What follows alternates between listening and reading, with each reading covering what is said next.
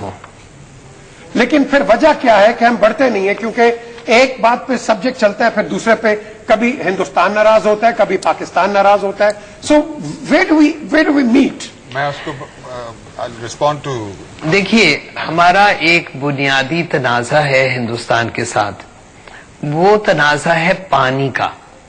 हमारे राइट्स हैं of lower राइपेरियंस जो कि निग्लेक्ट होते रहते हैं, और हिंदुस्तान उन दरियाओं के हेड्स पे जहां पे उनका आगाज होता है वादी श्रीनगर में, वहां और उससे आगे डैम्स नए बनाए चले जा रहे हैं। और हमें पानी की दुश्वारी और दिक्कत है। अब पानी जरिया ज़ीस्त है, सो इसलिए पानी का मसला हम बैठ के हल कर लें तो कश्मीर का मसला ऑटोमेटिकली हल हो जाता है।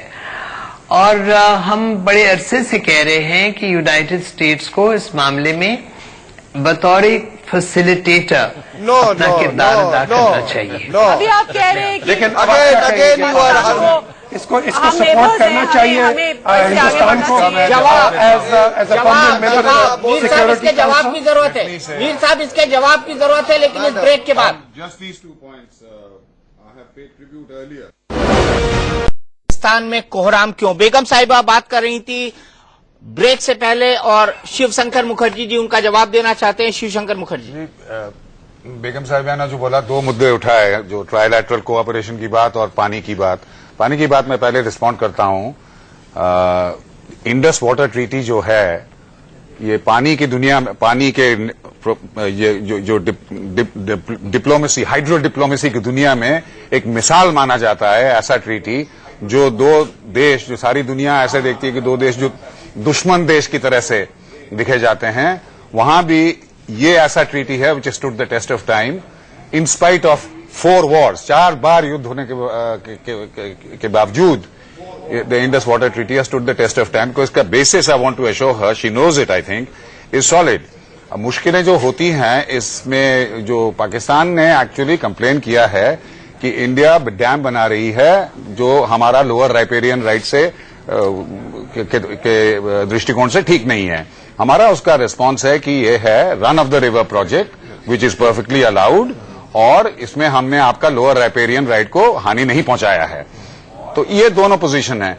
इस पे सेफ्टी फैक्टर ये है कि as you know it Mrs ambassador, that there is scope for international arbitration.